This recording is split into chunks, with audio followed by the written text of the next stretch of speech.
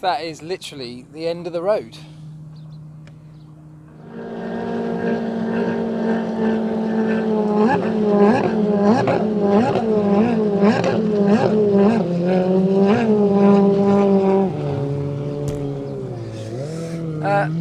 There has been a lot of talk since yesterday's Bahrain Grand Prix, inevitably, about pit stops after that Ferrari pit stop.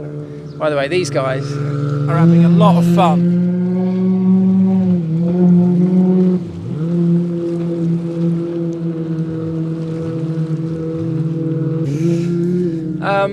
So, lots of chat about pit stops, and I've read lots of things on social media that people have tagged me in that I disagree with, I guess, and so I thought I would just do a little video to talk about it. I think the first thing to say is that the guy, the mechanic Francesco at Ferrari, I spoke to a friend of mine who had been in touch with him this morning, Monday morning, and the surgery apparently has gone very well in his leg, so he is now in recovery mode and hopefully going to be absolutely fine. So fingers crossed for him. It was an awful situation to be in. But look, lots of the reaction to it has been that, you know, we need to get rid of pit stops, or we need to have a minimum pit stop time, or bring back the lollipop man. I've heard all sorts of different suggestions that are going to apparently fix this problem we have with unsafe pit stops. I don't think we need any knee-jerk reaction to this.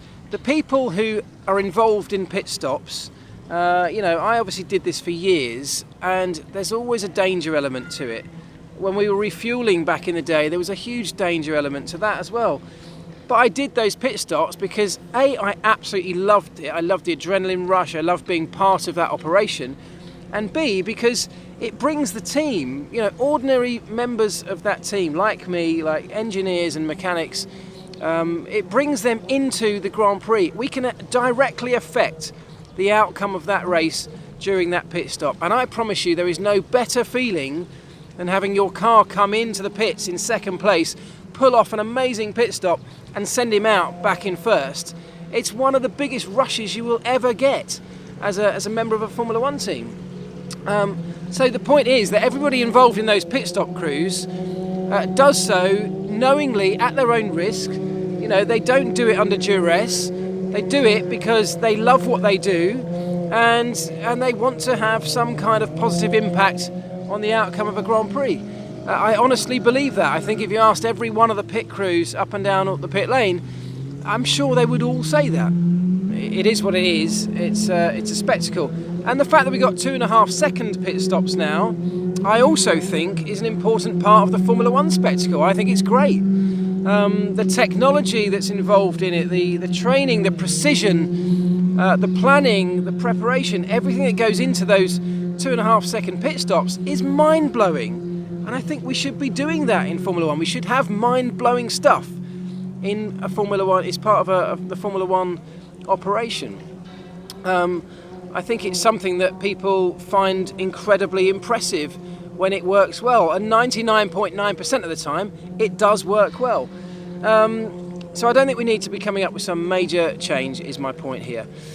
What happened in the Ferrari pit stop, hang on, this is going to be better explained with a picture. There you go, a picture. This is an old picture of a Ferrari pit stop, but it will serve the purpose of explaining just kind of how these pit stops firstly are so impressive, but also how they can potentially go wrong. First of all, just look at the number of people that are around the car. I mean, there are lots. This is a real team operation, and that is one of the things for me that makes it a strength, not a criticism. Each one of these guys, let's focus on the wheel changing, because that's the key element for this pit stop problem we had. Each of these guys on the wheel guns down in the corners, they have a gun, of course, which is now quite complex. It's quite advanced. It's not just a very basic air pneumatic gun like it used to be. These are heavily modified, tailored to suit the needs of each individual team. And they have various sensors and buttons and switches on them. as well as doing the normal operation of actually tightening the gun. Operating at incredible levels of torque. I mean, they literally try and wrench the gun out of your hand when you're trying to operate them violently. And that's, of course, to get the wheel nut done up as quickly as possible. What happens? Let's focus on the left rear because that's what was going on yesterday. The wheel gunner will zip the nut onto the car. He will, once the nut is tight, he will flick a switch on the handle of his gun, which will illuminate a light on the rear jack, a little light panel down here on the rear jack, to say that his left rear wheel nut is tight. Now, once this rear jack man gets two coloured lights from both, one from each side, the jack will automatically drop itself on the floor to allow the car to be ready to go. That's the first thing. But perhaps in all the confusion of trying to get the nut off, and that was the problem, they couldn't get the nut off the original wheel. I don't know the exact reason for that. I'm slightly speculating at the moment because there's no official information come out from Ferrari. But when they're trying to get that wheel off, perhaps in the fluster, in the panic, because it becomes a panic situation very quickly, as he's trying to get the wheel nut off or get the gun sorted out, I wonder if he hit the switch, hit the button on the handle of his gun, which illuminated the light to say that he's ready. They also have various sensors. There's contact sensors on the wheel. There are torque sensors on the gun as well. But ultimately, the man holding the gun has to hit the switch to illuminate the light to signify that his corner is ready to go. If he did that, if he knocked it by accident, this jack would have got its two lights. It would have dropped the car on the floor, even though the wheel nut hadn't been, or the wheel hadn't been changed.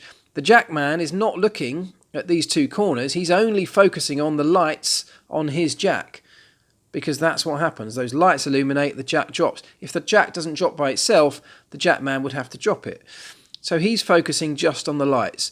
Now, the sensor, or the signal rather, from this gun, from this gun, from this gun, and from this gun, all feed in to a system that this man here, normally the chief mechanic, has total control of. So all four signals from each gun, a signal from the rear jack, a signal from the front jack as well, electronic signals, will all feed into the system. When the system sees a signal from each of those positions, those 6 positions, to say everything's okay, it will change the traffic lights that Kimmy yesterday was looking at in front of him. It will change that to green. So that all happens automatically. That's how you get an incredibly quick stop. You take out the human reaction time. Now, this guy here, he can override that. So he has got a finger, you can see it here, he's got a little cable running down to a button or a control box in his hand. He can override the system if he thinks that there's a problem or if something's wrong. But first of all, it's quite difficult to see all the way back here, and it didn't look like there was a major panic going on from what he could see. And secondly, things are happening so quickly that if he has to start looking and double and triple checking around the car for problems, it's going to slow the pit stop down. So most of the time he is going to react to the lights changing and allow that to happen. This man over here that's standing in the pit lane also can override the system, but he's only looking for traffic, other cars coming down the pit lane at the moment that we are looking to release the car. So there are various override methods, and people who've said to me, we need to bring back the lollipop man, or we need to ban pit stops even, or we need to have a minimum pit stop time. Look, the lollipop man is doing exactly the same job as these guys. The lollipop man in the old days used to see, for example, the fuel nozzle starting to detach. He would lift the lollipop. If the fuel nozzle then suddenly got caught and didn't detach fully, the car would disappear off down the pit lane with the fuel nozzle attached. So these things can still happen. And if we have a minimum pit stop time, well, look, we may as well not have pit stops. It's part of the show. It's a spectacle. And as I said at the beginning of this video, these guys love what they do. They love being part of this event. They are highly skilled at what they do.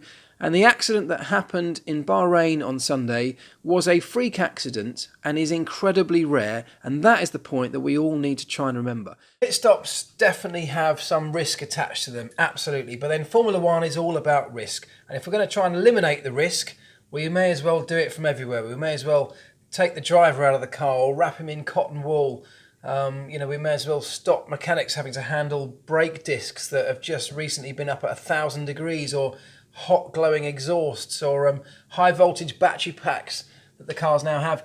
There's no point in trying to eliminate the risk. Risk is one of the things that adds to the attraction of the show, and we look at drivers and we admire what they do because they're risking things, and we're looking at them doing things that we as normal humans don't think we could ever possibly achieve. That's what makes them great.